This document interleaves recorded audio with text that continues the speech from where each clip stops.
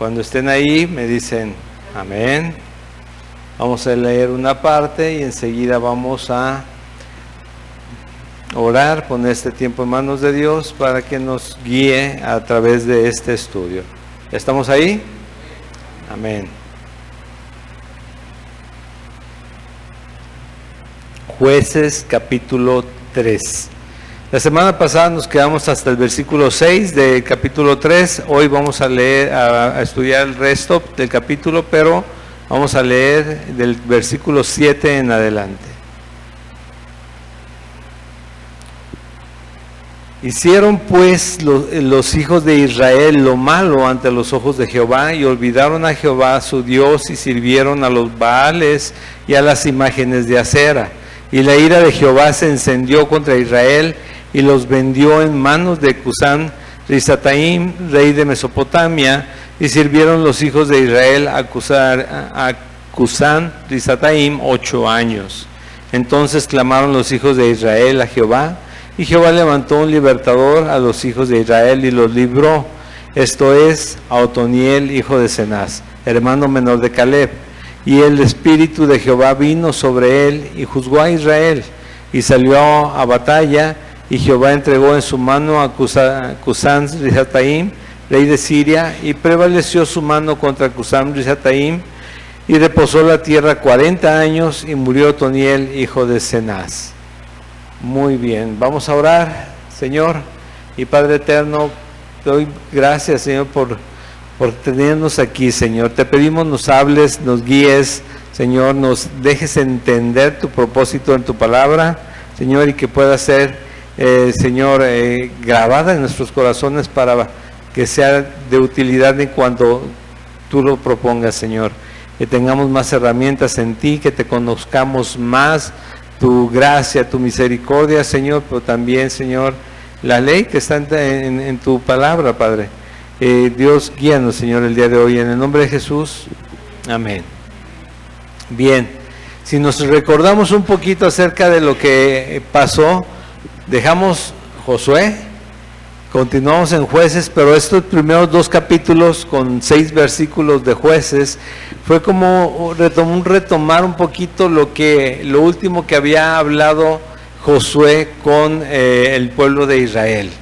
Les había dado una última exhortación y también un último mensaje fuerte en el cual les decía: si ustedes se alejan de Dios, Dios los va a entregar. Esto va a ser un pacto, pero si ustedes se mantienen cumpliendo lo que Él dice, lo mismo que le dijo Dios a él: nunca se aparte de tu boca este libro de la ley, ¿sí? Que se esfuerce y sea valiente. Si ustedes se mantienen así, Dios va a estar con ustedes.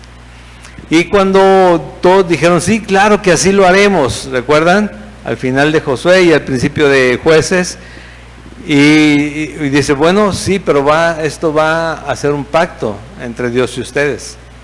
Yo ya estoy por irme, dice Josué, y Josué murió, y sucedió que lo primero que les dijo Dios: entra y limpia la tierra para que no haya contaminación, no haya, en este caso, idolatría, no haya intenciones diferentes a las que Dios quería para su pueblo.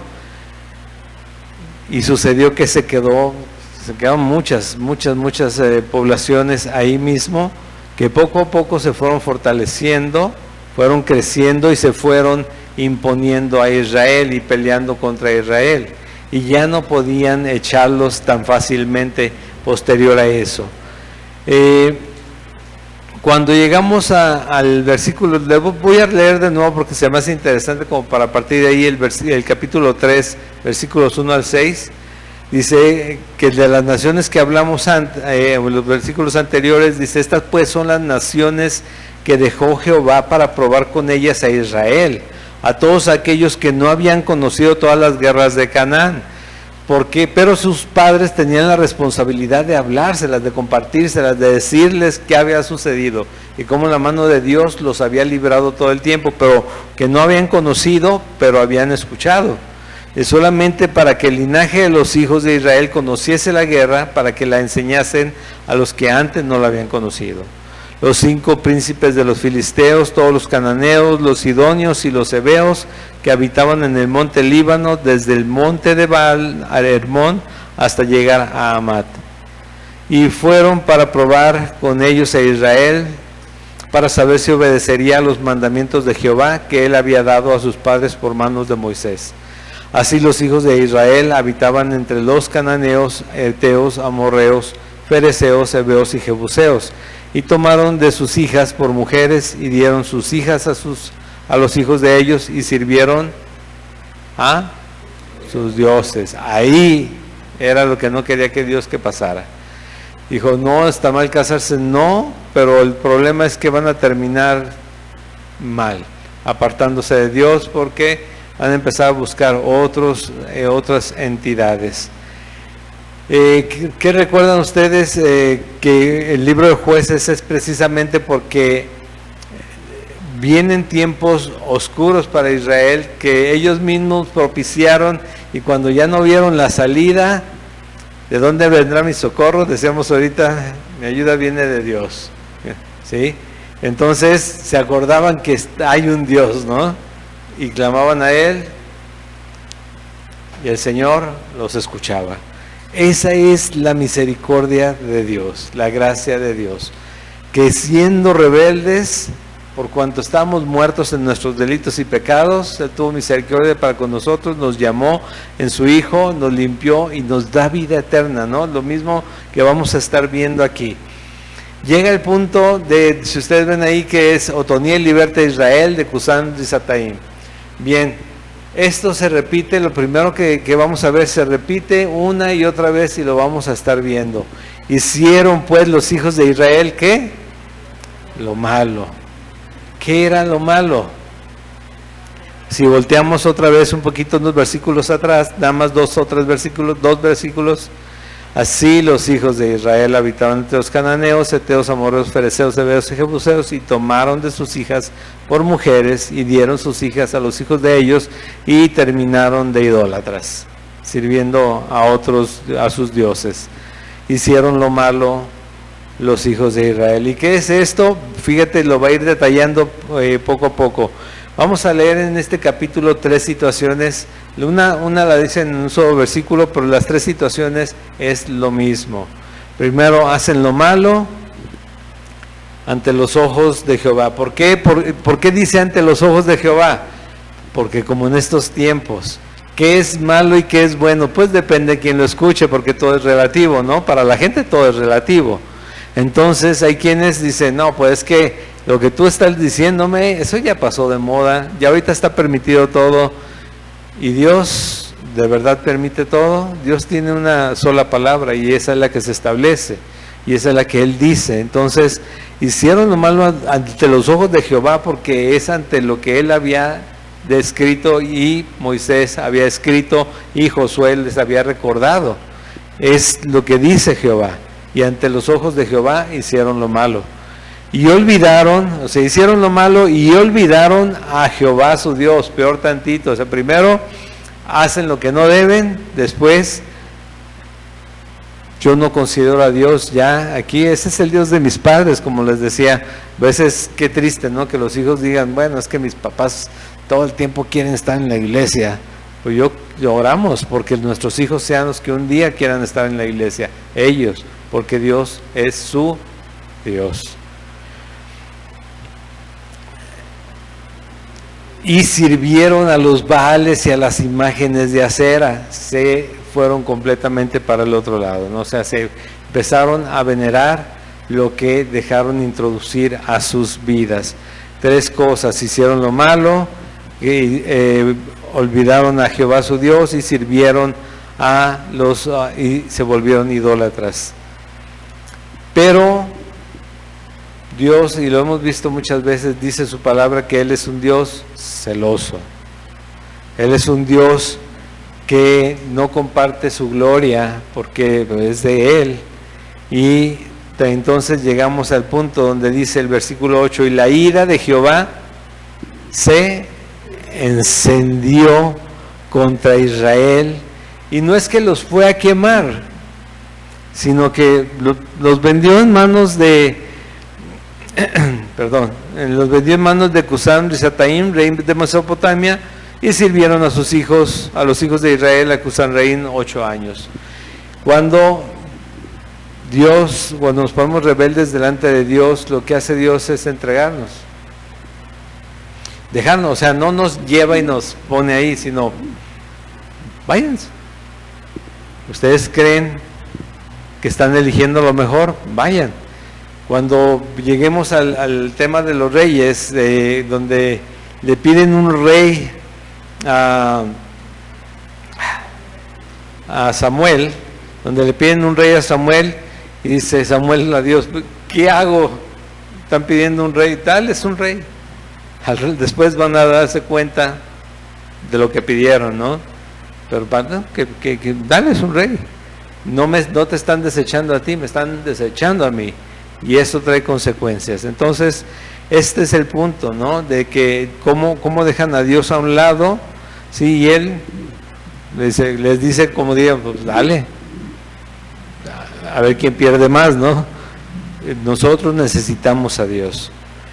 Y fueron esclavos y estuvieron en servidumbre para este rey 8 años. Y en esos 8 años clamaron a Jehová los hijos de Israel nuevamente. Ahí se acordaron que sí había un Dios, y les aseguro que se dieron cuenta que habían hecho lo malo, lo habían dejado a un lado. Entonces pasa esto: Jehová levantó un libertador a los hijos de Israel y los libró.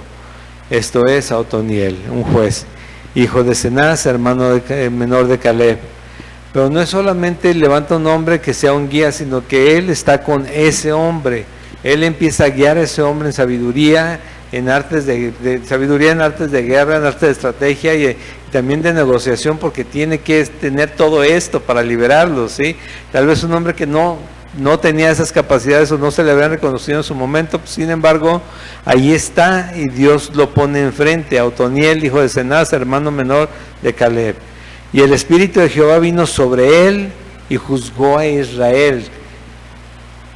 Y a mí cuando leo esto de y juzgó a Israel, me acuerdo de Nehemías, en el libro de Nehemías, una vez que reconstruyen el muro de Jerusalén, que ponen los pórticos y demás, lleva al sacerdote, a Esdras,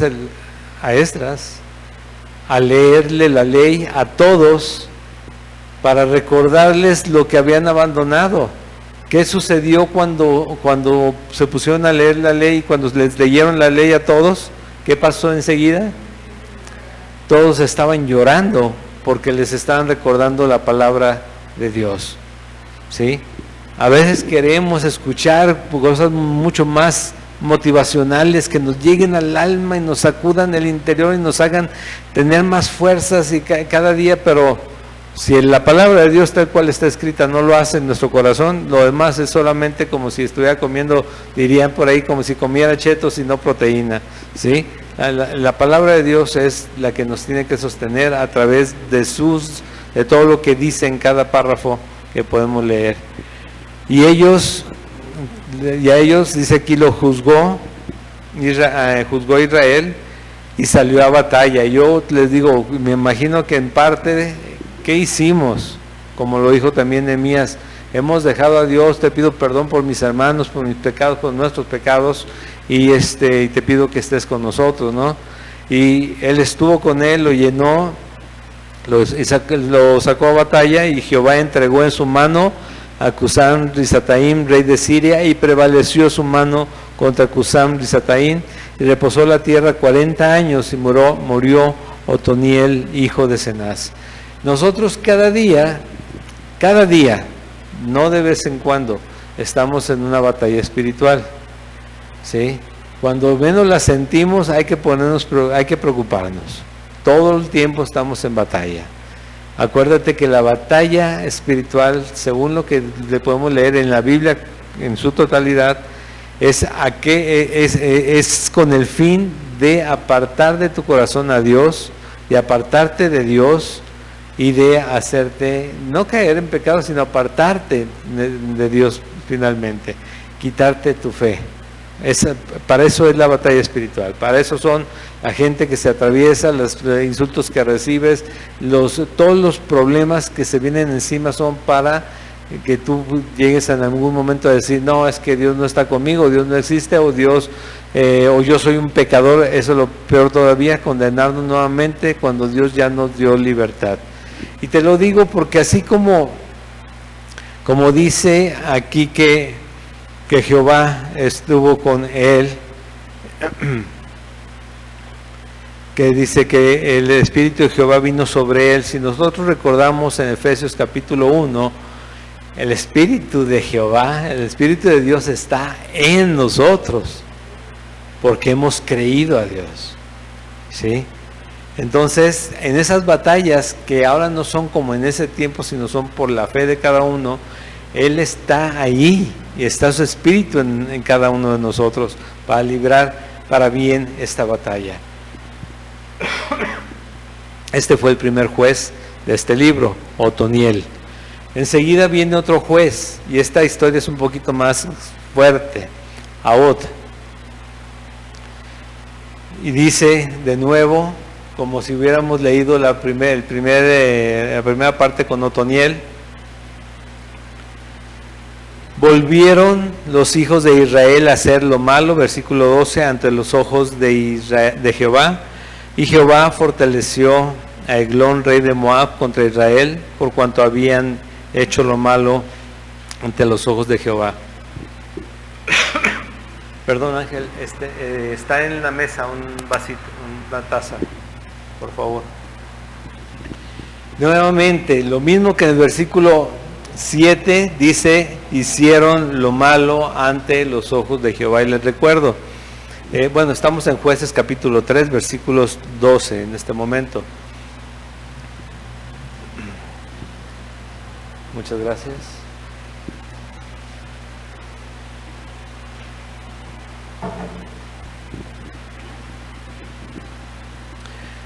Le recuerdo nuevamente, dice, hicieron lo malo ante los ojos de Jehová, y esto es otra vez, ante los ojos de Jehová. Tal vez entre ellos decían, pero ¿qué tiene de malo?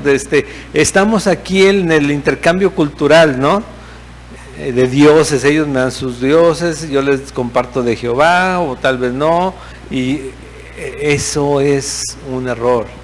Sí, eso es un error, sí. Lo que pasó incluso con Salomón, el hombre más sabio que ha existido, digo, si él se dejó llevar por el corazón y la pasión y terminó en la idolatría, nosotros que no somos tan sabios, bueno, yo no soy tan sabio, pero todos me ven raro, ¿no? Ustedes sí, pero yo no, soy tan sabio. Imagínate si no vamos a caer igual en esas cosas y dejamos que entren a nuestro entorno, a nuestra vida, a nuestra casa. Recuerda que hoy tenemos otro tipo de ídolos. Diríamos que yo no tengo imágenes y menos me les postro, ¿no? Pero tenemos otro tipo de ídolos, y lo que ocupa nuestro tiempo antes que a Dios, ahí está nuestro corazón, ahí está nuestro ídolo, los ídolos del corazón, ¿recuerdan? Y que pueden ser incluso las personas que están a nuestro alrededor y que amamos mucho, pero que no los amamos, digo que los amamos incluso más tristemente que a Dios. Tiene que ser Él nuestro primer amor y nuestro único amor, y Él nos va a dar el amor para poder amar de la manera correcta a los demás. Pero dice, hicieron lo malo ante los ojos de Dios en cuanto a su ley, en cuanto a lo que Él había determinado que era incorrecto delante de Él. Y Jehová los dejó, los entregó a Eglón, lo mismo que sucedió con Israel, pero en la primera parte, donde se los entregó a Cusán-Risataim, rey de Mesopotamia. Lo mismo sucedió aquí. Sí, pero la historia está narrada un poquito más detalladamente, y les digo, está un poco más sangrienta y fuerte, pero siguió así. Los errores, juntó consigo a los hijos de Amón y de Amalek, y vino e hirió a Israel, y tomó la ciudad de las palmeras. Y sirvieron los hijos de Israel a Eglón, rey de los moabitas, 18 años.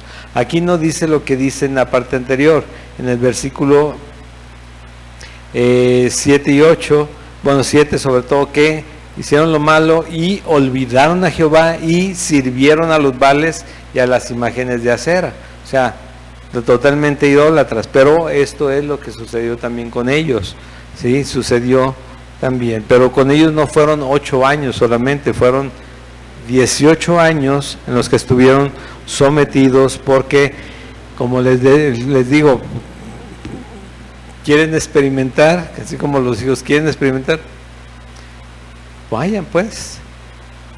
¿Recuerdan lo que dijo Josué cuando estaba en ese último momento antes de morir? Versículo 15 del capítulo 24, es el libro anterior, versículo 15 del capítulo 24, y si mal os parece servir a Jehová, escogeos hoy a quien sirváis. Si a los dioses a quienes sirvieron vuestros padres cuando estuvieron al otro lado del río, o a los dioses de los amorreos en cuya tierra habitáis, pero yo y mi casa serviremos a Jehová. Y esto fue alrededor de toda una exposición completa de Dios los sacó. Ustedes se dieron cuenta, Dios los libró, Dios les dio las tierras. Ustedes no hicieron nada, no sembraron, no construyeron, no edificaron. Dios lo hizo para ustedes. Pero acuérdense bien, o sea, ya los estoy viendo con que le están echando ojitos a las de enfrente. Recuerden que también hay ídolos, aparte de eso, ¿sí? Y no es fácil desprenderse de la idolatría para ninguna persona, a menos que dejen entrar a Jehová a su vida, a Dios, y los libre completamente. 18 años estuvieron en cautiverio, estuvieron en servidumbre con este rey de Moab, Eglón. Y clamaron los hijos de Israel a Jehová, y Jehová les levantó un libertador. Segunda vez. Y esto es en todo momento, y eso les digo, es pura gracia y misericordia tal cual, porque si vemos que hicieron lo malo, despreciaron, dejaron a un lado a Jehová, y aún así cuando ellos claman, Jehová responde, es solamente gracia, ¿sí? Es solamente gracia. Y clamaron los hijos de Israel a Jehová, y Jehová les levantó un libertador, a Ahod, hijo de Gera, benjamita, el cual era zurdo, y los hijos de Israel enviaron con él un presente a Eglón, rey de Moab. Y Ahod se había hecho un puñal de 2 filos, de 1 codo de largo, y se lo ciñó debajo de sus vestidos a su lado derecho. Y entregó el presente a Eglón, hijo de Moab, y era Eglón hombre muy grueso. Y luego que hubo entregado el presente, despidió a la gente que lo había traído. Mas él se volvió desde los ídolos que están en Gilgal y dijo, Rey, una palabra secreta tengo que decirte. Él entonces dijo, calla. Y salieron de delante de él todos los que con él estaban. Y se le acercó a Ahod, estando él sentado solo en su sala de verano, y Ahod dijo, tengo palabra de Dios para ti. Y él entonces se levantó de la silla, entonces alargó a Ahod su mano izquierda, y tomó el puñal de su lado derecho y se lo metió por el vientre, de tal manera que la empuñadura entró también tras la hoja, y la gordura cubrió la hoja, porque no sacó el puñal de su vientre, y salió el estiércol. Y salió Ahod al corredor y cerró tras de sí las puertas de la sala y las aseguró con el cerrojo. Cuando él hubo salido, vinieron los siervos del rey, los cuales vieron las puertas de la sala cerrada, dijeron, sin duda, él cubre sus pies en la sala de verano. Y habiendo esperado hasta estar confusos, porque él no abría las puertas de la sala, tomaron la llave y abrieron, y aquí su señor caído en tierra, muerto. Mas entre tanto que ellos se detuvieron, Ahod escapó, y pasando los ídolos se puso a salvo en Seirat. Y cuando había entrado, tocó el cuerno en el monte de Efraín, y los hijos de Israel descendieron con él del monte, y él iba delante de ellos. Entonces él les dijo, seguidme, porque Jehová ha entregado a nuestros enemigos, los moabitas, en vuestras manos, y descendieron en pos de él, y tomaron los vados del Jordán a Moab, y no dejaron pasar a ninguno. Y en aquel tiempo mataron de los moabitas como 10,000 hombres, todos valientes y todos hombres de guerra, no escapó ninguno. Así fue subyugado Moab aquel día bajo la mano de Israel, y reposó la tierra 80 años. Bien, lo leí todo, porque les quiero decir, bueno, quiero leerles uno más, el 31. Samgar, después de él, de Ahod, primero fue Otoniel, Ahod y ahora Samgar. Después de él fue Samgar, hijo de Anat, el cual mató a 600 hombres de los filisteos con una guijada de bueyes, y también salvó a Israel. 3 narraciones de diferentes tamaños, de diferentes, sí, una muy simple, otras más complejas, más completas, pero la verdad es que en las 3 sucedió algo semejante. Era tenerse que levantar con valor, ¿sí? Era tenerse que levantar para recordarle al pueblo que habían dejado a Dios, juzgar, por eso eran jueces, a juzgarlos, decirles, dejaron a Dios, dejamos a Dios, tenemos que volver a Él y Él estará con nosotros. Él nos va a dar la victoria si nosotros clamamos a Él y si nosotros nos aferramos a Él. Pero en una solamente habla de que estuvieron 8 años y Dios los libró a través de Otoniel. No describen todo lo que las peripecias que pasaron, pero créanme, un tiempo de opresión de 8 años, librarse de eso no es fácil. La guerra por delante, la sangre derramada, los muertos de un lado y de otro, y al final de cuentas Dios dándoles libertad a ellos porque clamaron a ellos. Enseguida está más descrito, demasiada información, pero así es sangriento es, así de fuerte es, y así de fuerte muchas veces tenemos que actuar nosotros mismos con nuestro pecado, porque nosotros, Dios nos dio también una espada, tenemos una espada, a veces queremos tirar para todos lados sin darnos cuenta que lo primero que tiene que perforar y entrar es en nosotros, esa espada de doble filo que es la palabra de Dios. Y como dice ahí que entra hasta el tuétano, como dice donde dice que esa es la espada de doble filo, la palabra de Dios, pues puede ser muy doloroso, pero tiene que llegar hasta donde tenga que entrar para limpiarnos, para que nosotros dejemos el pecado, para que nosotros dejemos aquello que nos estorba en cuanto a nuestra relación con Dios. Y creo yo que bajas ahí de los dos lados, al final Dios prevalece en Otoniel y en Israel, pero no, o sea, el dolor de todos modos está, pero ¿sabes cuál es el mayor dolor? Y eso lo podemos ver a lo largo de la Biblia, el haber dejado a Dios cuando Él les dijo que si estaban con Él todo iba a estar bien. Entonces los haría prosperar, si permanecían en su palabra, si permanecían en Él. Pero describen hasta este momento ya 3 puntos o tres jueces que actuaron seguramente igual. ¿Sí saben qué es un aguijada? Un palo con un pico al final, con que cuando se estaba arando se iba picando a los bueyes para que fueran caminando y no se atoraran, no se quedaran parados. Y con esa aguijada este hombre Samgar, este juez, mató 600 personas. Y yo no sé por qué mi cabeza se quedó dando vuelta en cómo los mataría, ¿no?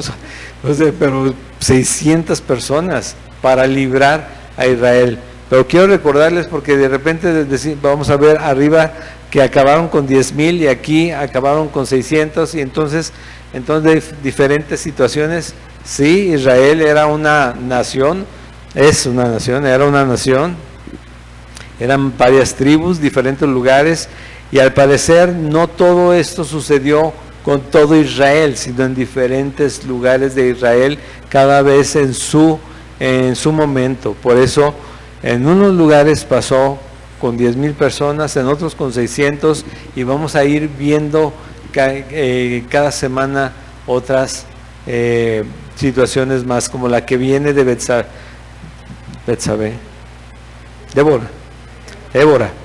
Débora con Barak, sí, que es un poco más larga la narración, ya que se lleva más de 2 capítulos esta liberación de Israel. Pero volviendo al tema, hacen lo malo, se olvidan de Jehová y se vuelven idólatras. El corazón del hombre es así, tiende a abandonar aquello que cuando no ve la necesidad, no busca. Estamos bien, estamos plenos, es más, el dinero suple muchas veces a Dios, la pareja suple muchas veces a Dios, el trabajo suple muchas veces a Dios, pero a Dios no lo suple nadie. ¿Sí? De eso creemos nosotros y tomamos paliativos, tomamos pastillitas de azúcar en vez de tomar los medicamentos reales que requerimos para nuestra enfermedad o nuestra necesidad. No tomamos la vitamina, tomamos una gomita de azúcar y creemos que es lo mismo, y que en eso nos entretenemos hasta que se nos desarrolla alguna enfermedad, y entonces sí clamamos a Dios porque Él intervenga en nuestras vidas. ¿Sí? Nunca es tarde, nunca jamás es tarde para clamar a Dios, pero no te esperes al último momento.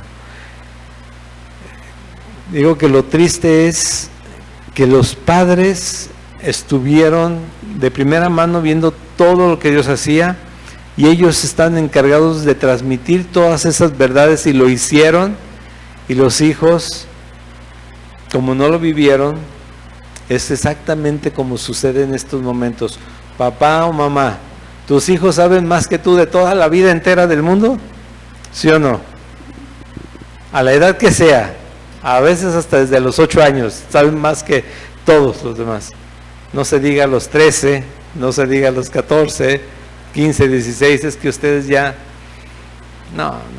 Ahora sí sabemos, ahora sí conocemos, y no... La verdad es que sí, Dios sigue siendo Dios, y el principio de la sabiduría es el temor a Jehová, a Dios. Si dejamos esa verdad, estamos dejando todo. No vamos a llegar a la sabiduría, posiblemente tener mucho conocimiento, pero sabiduría la dejamos nosotros a un lado. El principio de la sabiduría es el temor a Jehová, apartarme de Él, a estar en contra de Él, que yo sea su enemigo, ¿sí? A dejarlo, o que Él me deje. Pero el principio de la sabiduría es el temor a Jehová, ¿sí? Porque Jesús dijo, apartados de Él nada podemos hacer, y es verdad, nada se puede hacer, y ellos lo comprobaron muchas veces. Nos dejó escrito todo esto para que no tengamos que estar repitiendo nosotros mismos esos patrones. Sin embargo, es seguro que una u otra vez en nuestra vida lo vamos a padecer.